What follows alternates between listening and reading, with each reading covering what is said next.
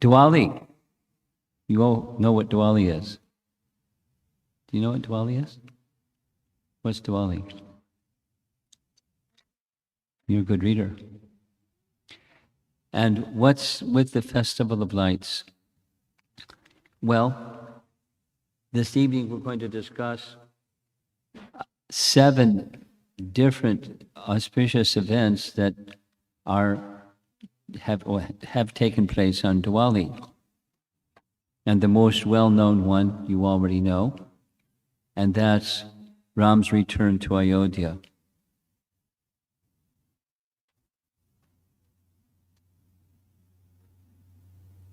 Why did Ram leave Ayodhya?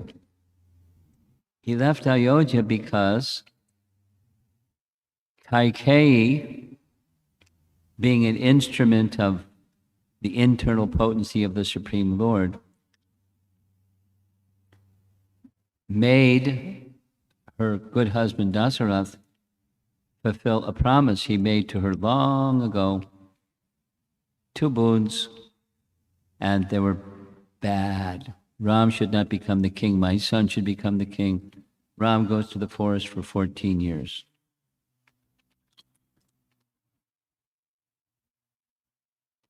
Question. Anyone here in the audience knows why 14 years? Why not 15? Why not 30? Why not 100? Why not forever? Why not 2? What's the significance with 14? Anybody know? Huh?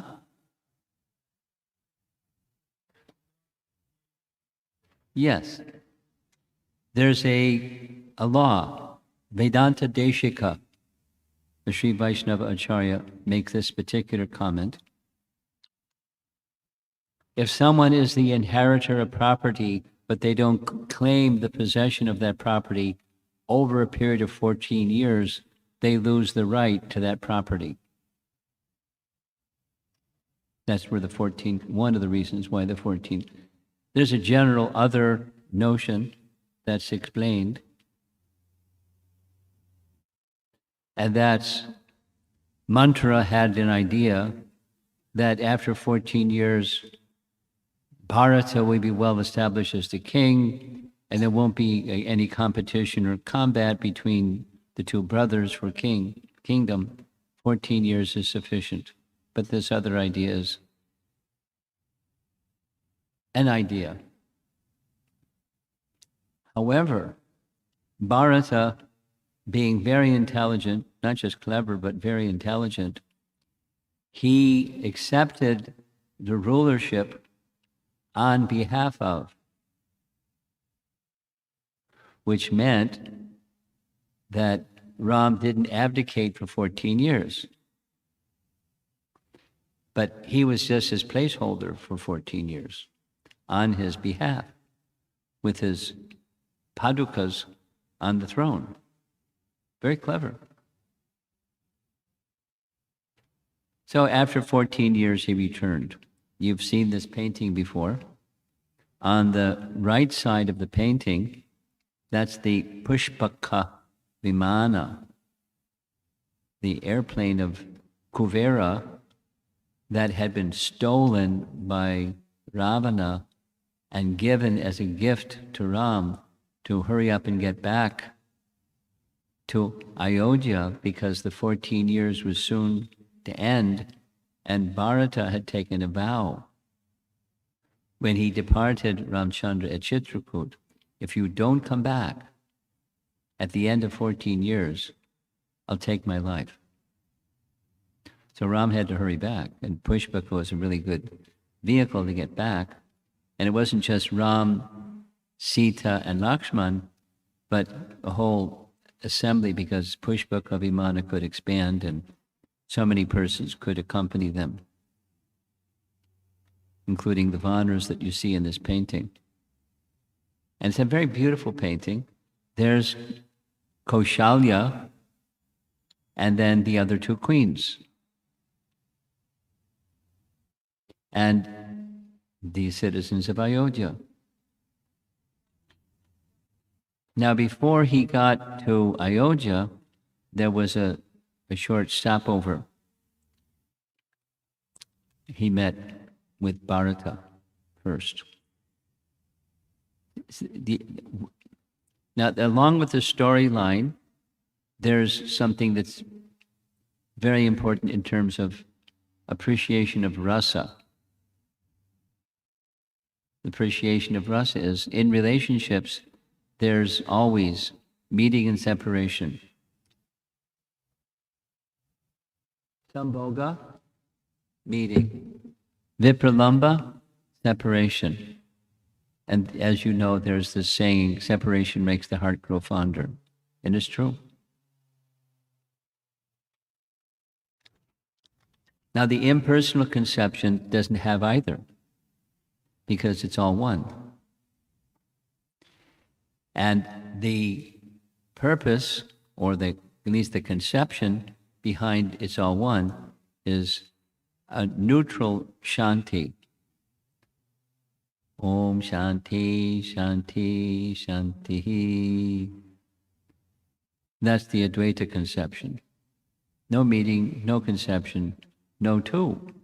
Because how can you have meeting and separation if it's only one? And as the painting shows here, this was also the case in Vrindavan, as was the case in Ayodhya. There's this nice painting of the gopis going mad in separation from Krishna.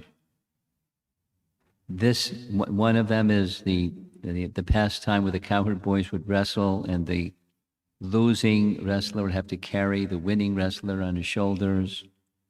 And one of the gopis dressed like Krishna, holding in a threefold bending form, etc., imitating Krishna's pastimes.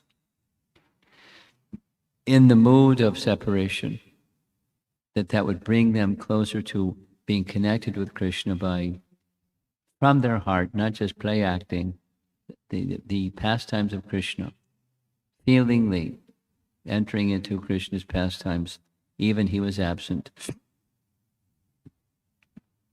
And another very celebrated painting, I like this very much. This is Ramchandra. He's like Krishna left Vrindavan to go to Mathura. In this case, Ramchandra left Ayodhya to go to the forest. Sumantra's there, in charge of the horses. Lakshman is there, Sita is there in the chariot. And the citizens begging, don't leave, let us go with you, let us go with you. And somehow he managed to convince them to stay. However, when Bharata was sent for, and Shatrughna were sent for, because they were at a distant place, when they came back and he found out, he was so distressed. He was so angry with his mother. Mother was in disbelief. He was so angry. And he vowed, I'm going to bring Ramchandra back. So he followed the path that Ramchandra followed to go into the forest. He heard from Bhardraj Muni that he was at Chitrakoot. He went to Chitrakoot, determined to bring Ram back. There we see Guha, and there's Shatrughna behind Bharata, Ram embracing Bharata with great love and affection, and of course Sita and Lakshmana. Ram didn't agree to come back. He tried this way, he tried that way. Ram wouldn't come back. I've taken a vow. The word of my father is my life and soul. I can't come back for 14 years. And on and on and on. And finally, of course, there's different versions of Ramayana. This is one. Bharata then brought the chappals, or the padukas of Ram, and brought them before Ram and asked him, please place your feet in these sandals. Let these sandals be the rulers of the kingdom, and I shall remain as their servant. These will definitely supply the needs and maintain the assets of the people, meaning the shoes of Ramchandra are as good as Ramchandra. The paraphernalia of the deity is as good as the deity. Did you know that?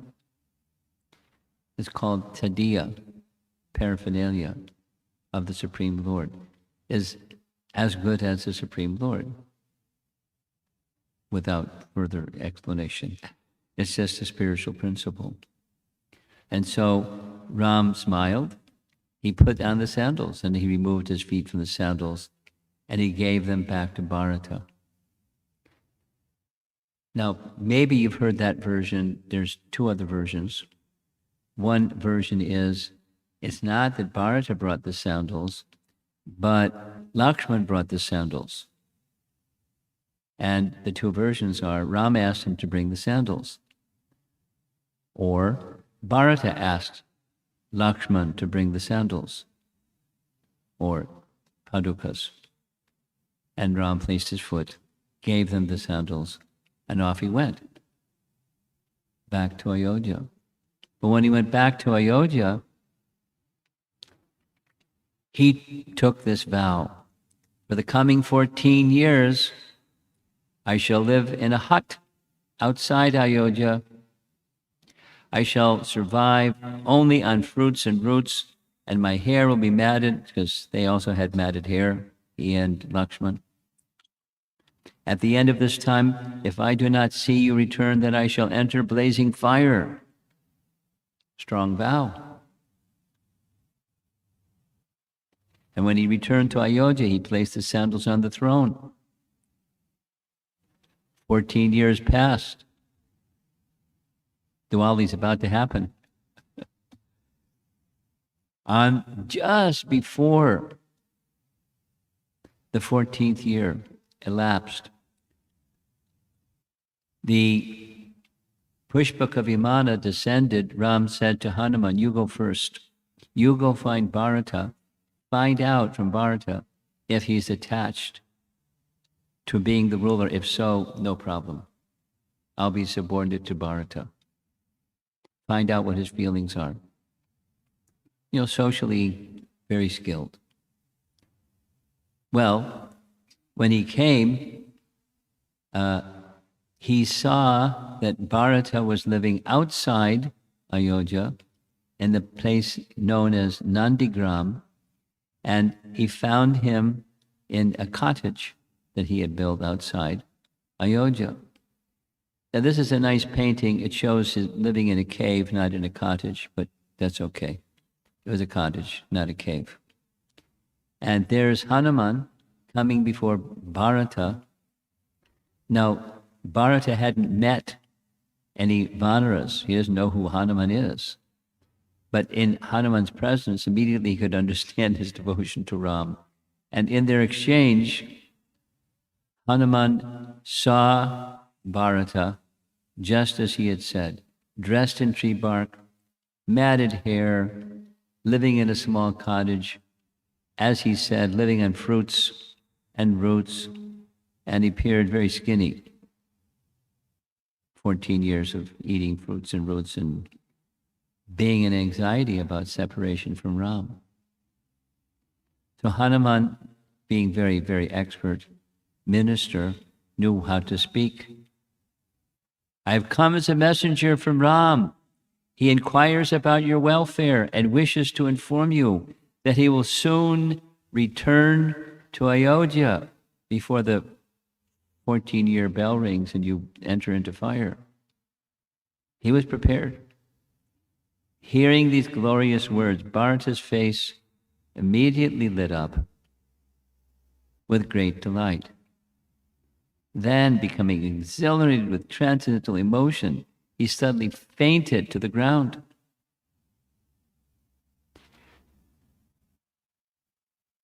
Ram came, hearing the word from Hanuman. Ram came to greet Bharata outside Ayodhya, and then he returned to Ayodhya city, that same painting that you saw before. And to greet him, the city of Ayodhya was already alerted. They received him by offering lamps. So this is one of 7 specific events on this particular day. By the way, it's the dark moon night in this Kartik month. As you recall, not too many days ago was Ekadasi. And you just count the number of days until today, and you get the dark moon. It was the waning moon. To look in the sky, you can't see too much because of all the clouds. But it's a dark moon night. And it has lots of connotation, as we'll see going forward. But it's a dark moon night, and the lamps made all the more luminous in a dark moon night. But it wasn't just some lamps. The whole city, offering their love and affection. Each lamp was that he saw as the personification of their love for him. And it was their love for him reciprocated naturally with his love for them. It's a very festive occasion.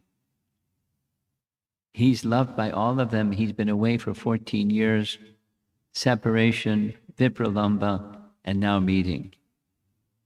It's a big event, very joyful event.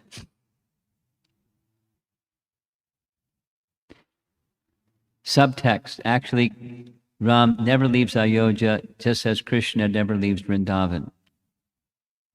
This is a nice painting showing Krishna getting on Akrura's chariot and leaving in the residence of Vrindavan going mad, trying to stop the chariot. And behind the chariot, Nanda and Jasoda, Krishna's leaving. Krishna's leaving Vrindavan. But he never leaves Vrindavan. So how does he leave but not leave? Do you know the pastime? Here's the pastime. When they were on the path going from Vrindavan to Mathura, Krishna requested Akrura, please stop the chariot. I'd like to take bath in the Jamuna before we go to Mathura. So he stopped the chariot. They got off the chariot. Krishna and Balaram took their bath in the river Jamuna. And when they came back, Akrura said, may I also take my bath before we enter Mathura? Krishna consented.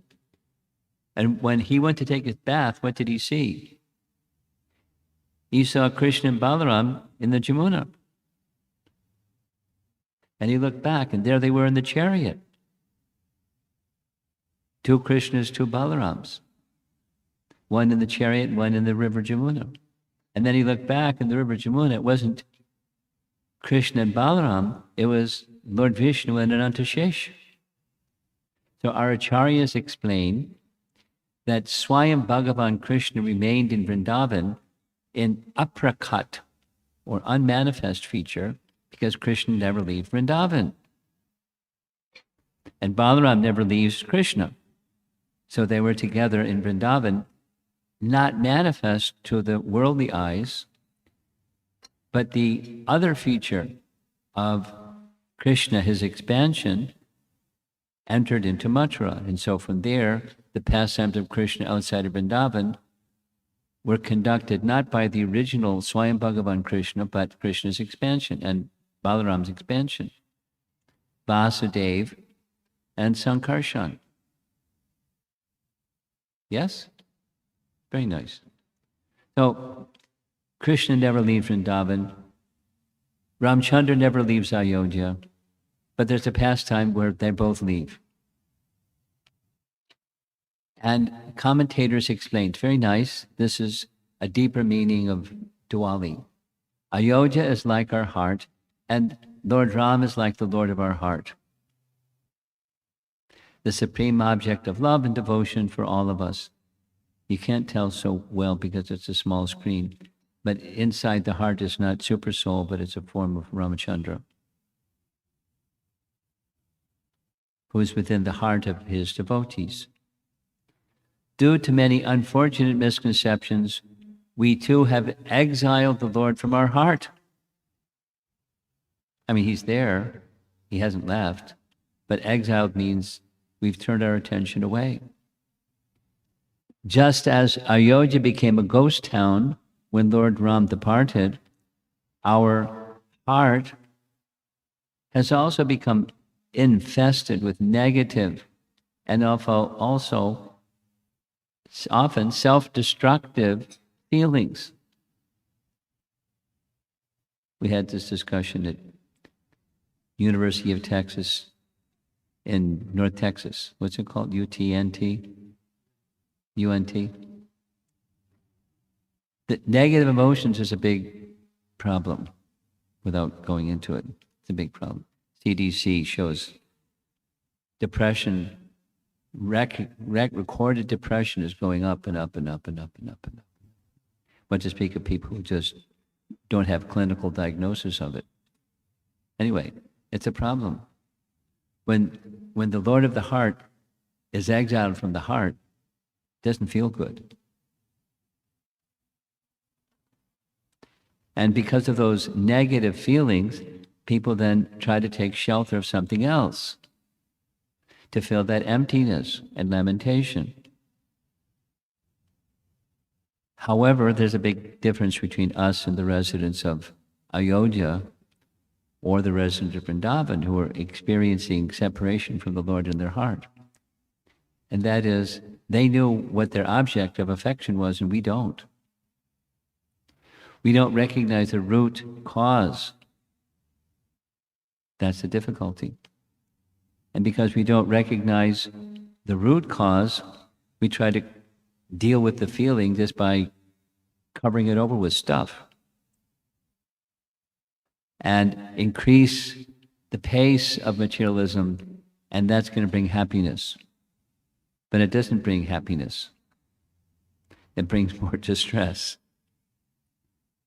These illusory substitutes for love of God offer only flickering titillation, not lasting fulfillment. Consequently, despite the frenzied pace and the jazzy gadgets that are the pride of our lives, we still remain largely unfulfilled and disappointed.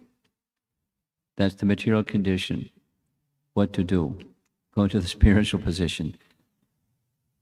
Like Diwali, invite Lord Ramchandra back into the heart, or the Lord of our heart, whoever that deity form of the Lord is for us, invite him back in the heart. And when we invite him back in the heart, we can recognize who we are and our spiritual identity. Just this morning, I was listening to Prabhupada in a discussion with a professor. We take care of the body, we take care of the mind, but we neglect the soul. So how can there be happiness?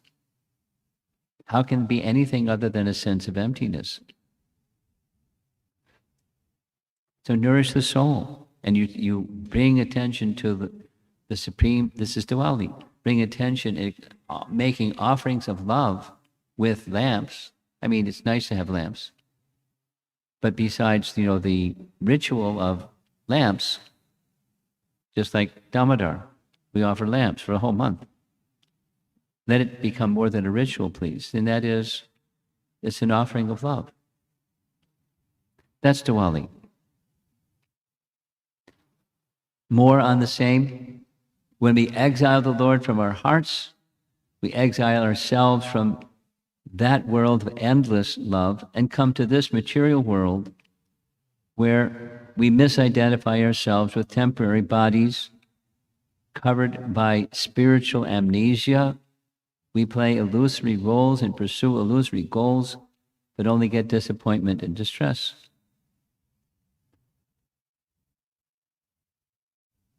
It's a recipe for unhappiness and for, problematic life.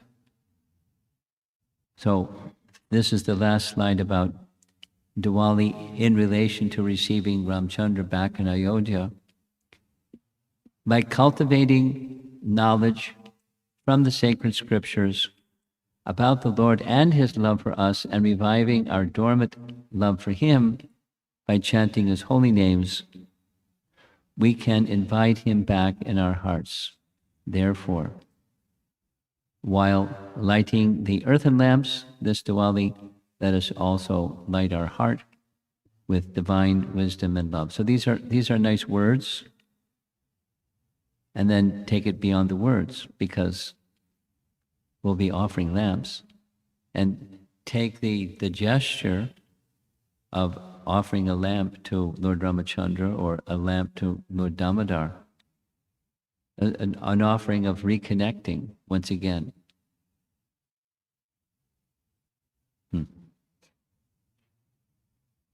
That makes it festival. Now, it so happens that there are multiple other events that occurred in relation to Diwali Day. One of those you probably know.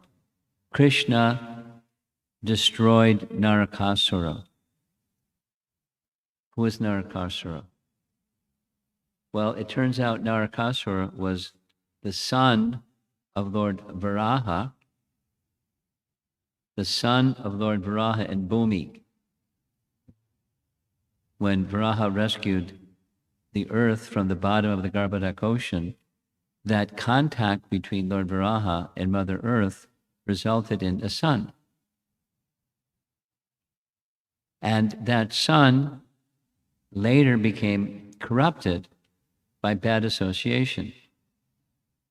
Good parents can have good children that become corrupted by bad association. So parents, be careful who your children associate with. Don't let them associate with Banasura.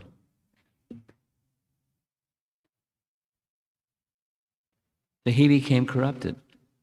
And one of the things that he did was he kidnapped the daughters of many, many kings and put them in a prison.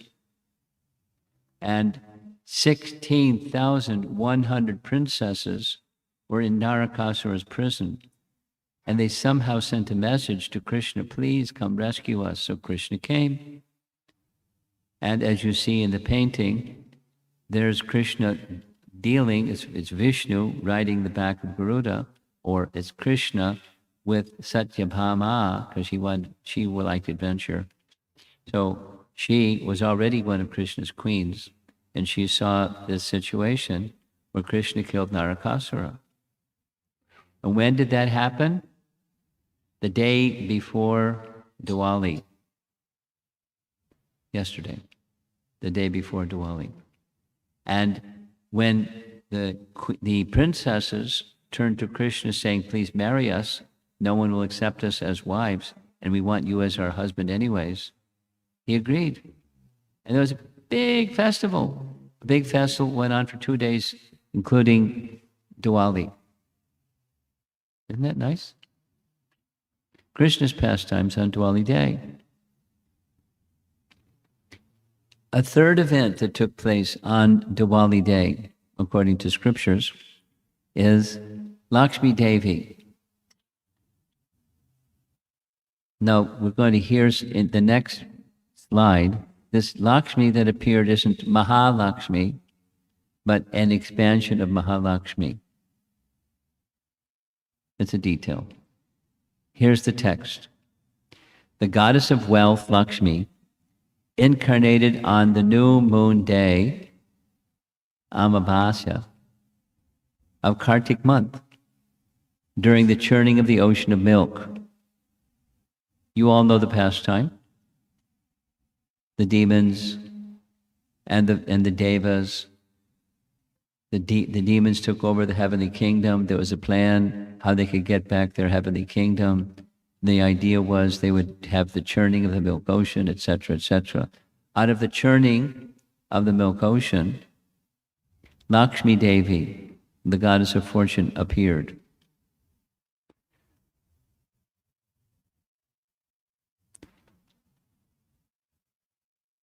Those who understand this, those who follow this Vedic principle, on this day, in honor of the goddess Lakshmi, they take sacred bath, and with their priest, they engage in Lakshmi Puja, common, recognizing that she, Lakshmi, is the goddess of wealth, and so those who do this type of puja commonly, their idea is they worship Lakshmi because they want wealth.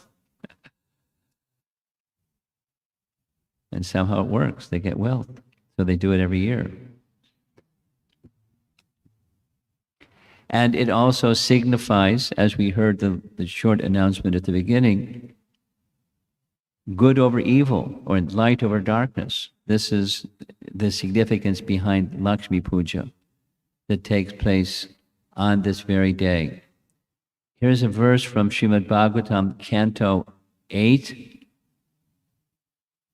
Chapter 8, where a whole series of verses describe specifically that Mahalakshmi, the original Mahalakshmi, wasn't the one who appeared, but it was her expansion. You can see at the bottom, there's a reference, Brihat Bhagavatamrita by Sanatana Goswami, making reference to this 8th canto section. And the goddess Lakshmi has another name, Anapayani. Anapayani means she never leaves Narayana for any reason. And this message was spoken by the father of one of Krishna's queens. King Nagnajit had a very qualified daughter. He knew she was so qualified that she should marry the most qualified man. So Nagnajit made a competition that only Krishna could win. He had 8 bulls, you know the story? And someone had to wrestle the 8 bulls and subdue all 8 bulls. And the other princes or kings that came to get the hand of his daughter,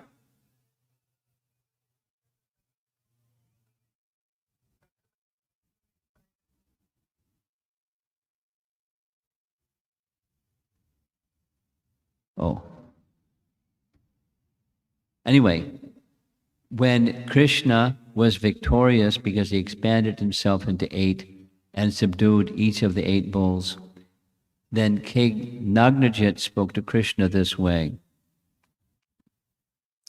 "My Lord, who could be a better husband for my daughter than you, the exclusive abode of all transcendental qualities?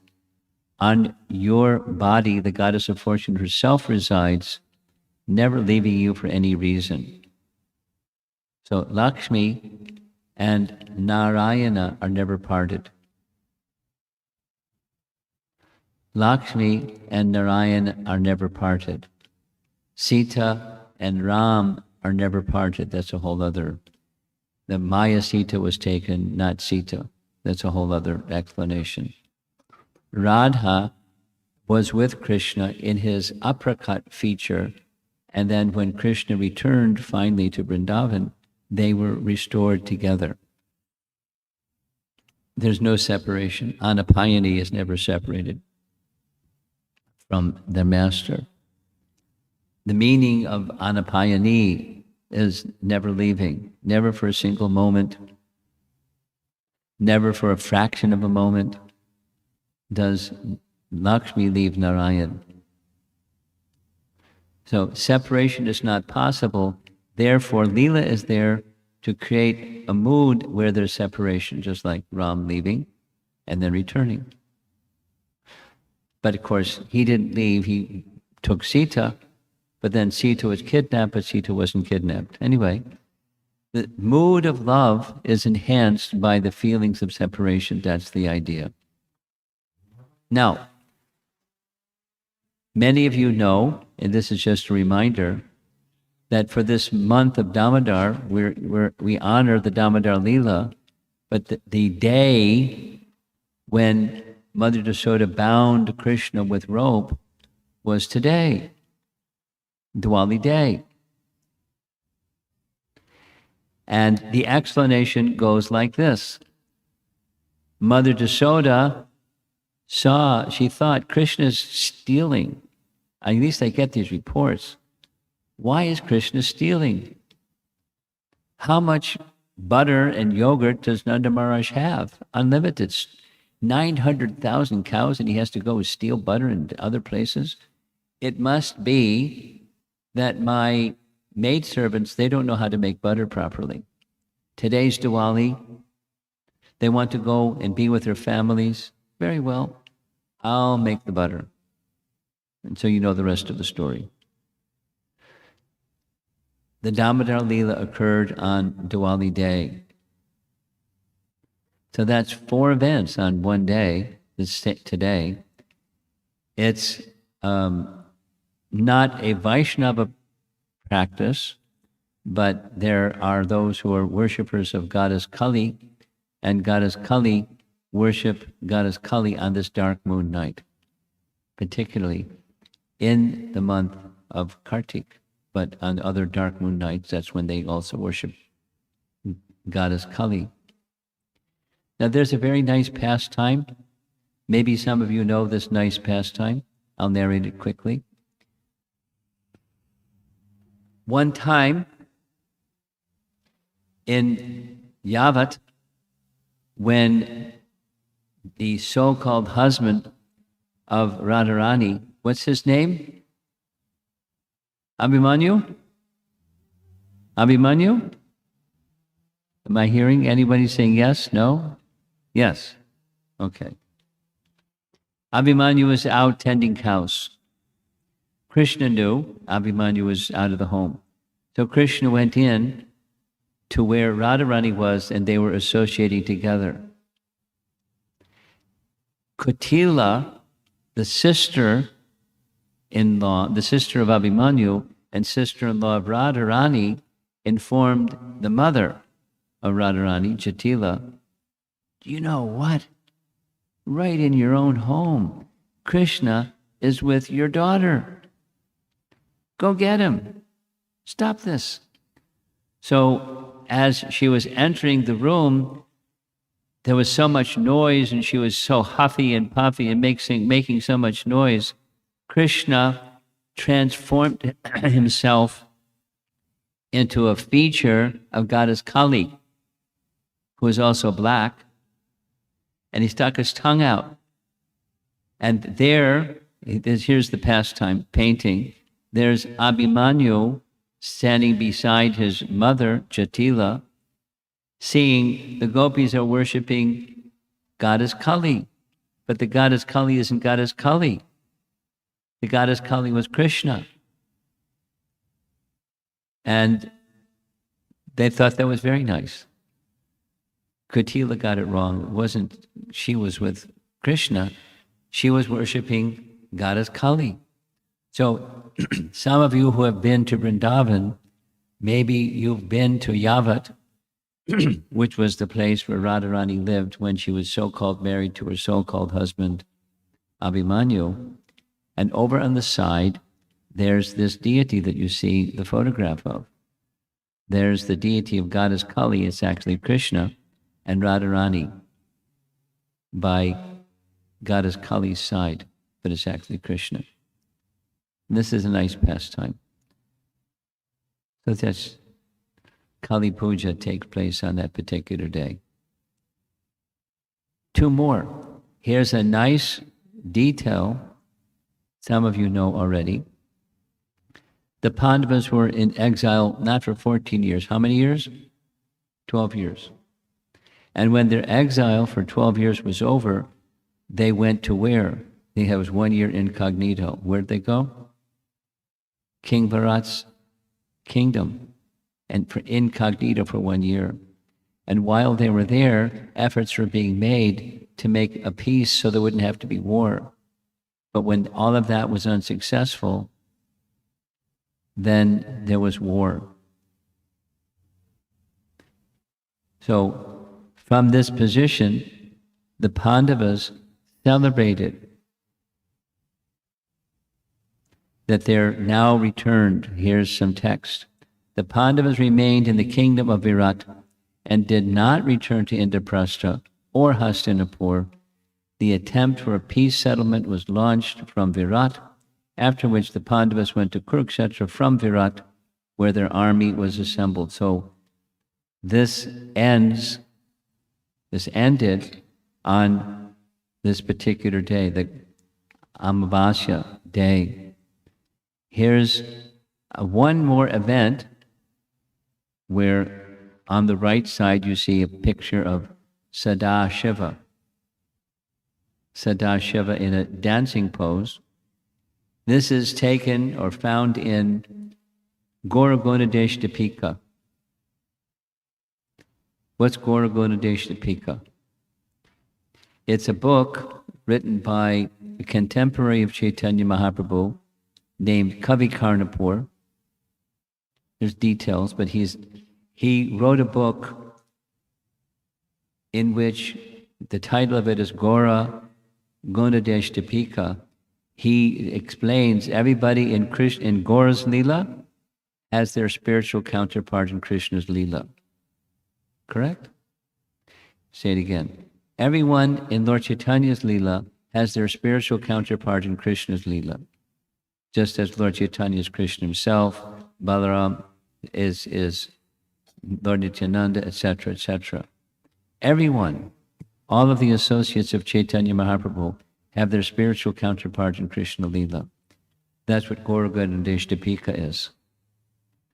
So in this book, it's towards the beginning of the book, there's some description, text 76, Lord Sadashiva,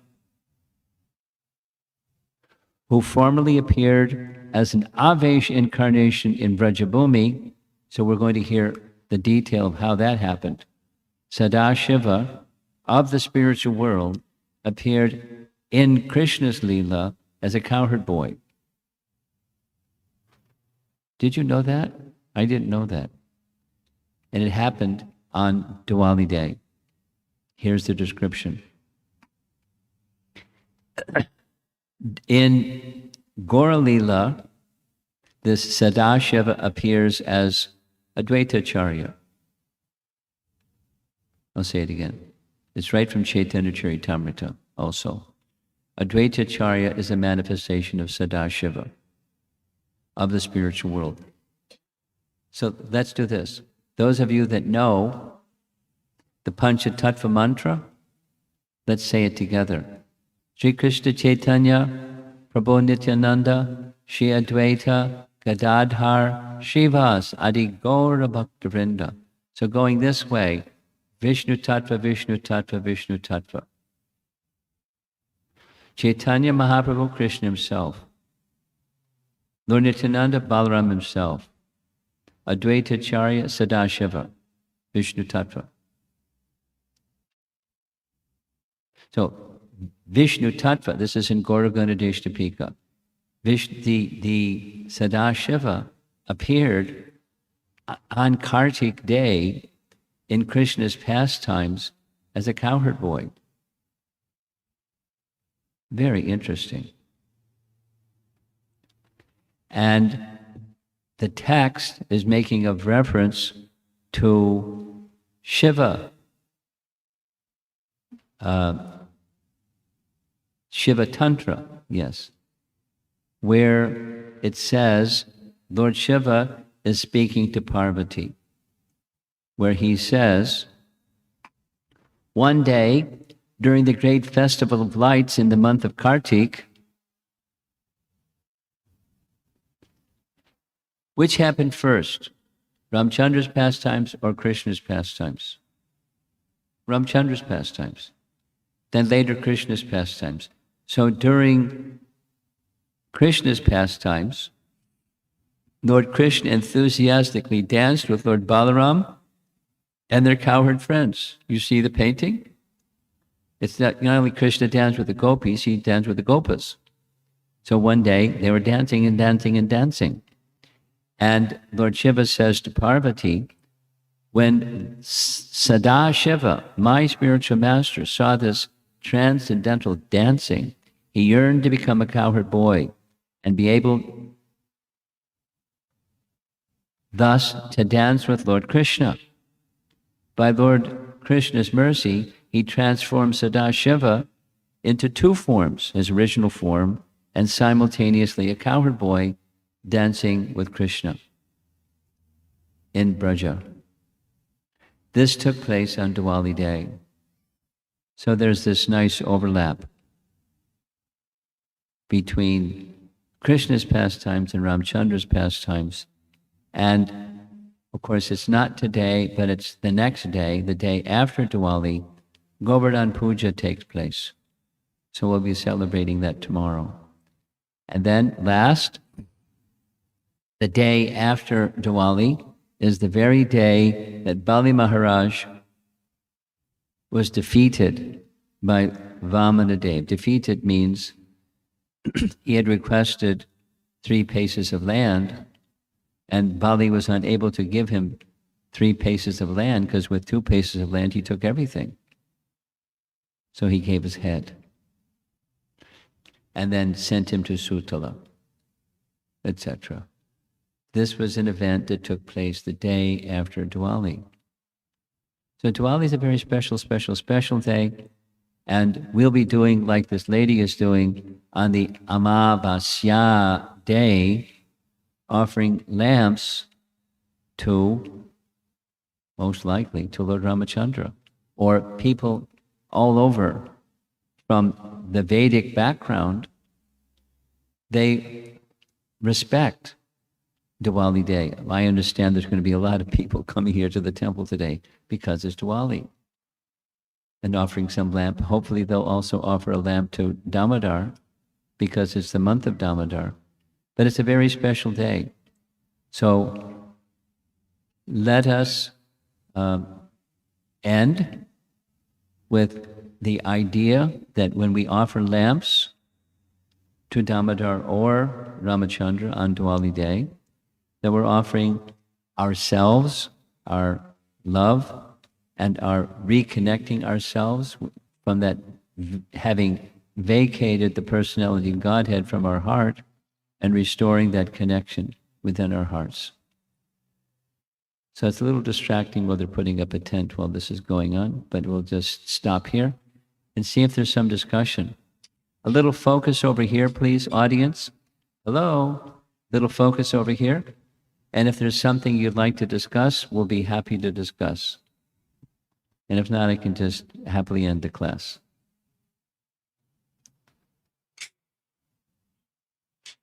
Okay. Srila Prabhupada ki, Gaur Premanandi.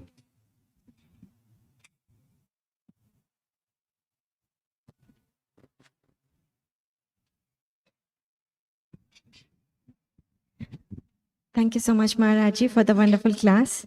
Are you open for the questions, Guruji? Can people take questions? Maharaji? What?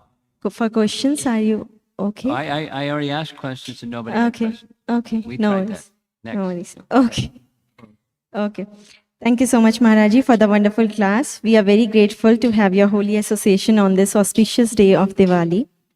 Thank you for enlightening us through your special Ram Katha. Looking forward to more association, Maharaji. Thank you so much. Now we will move on to our next program, which is Kirtan.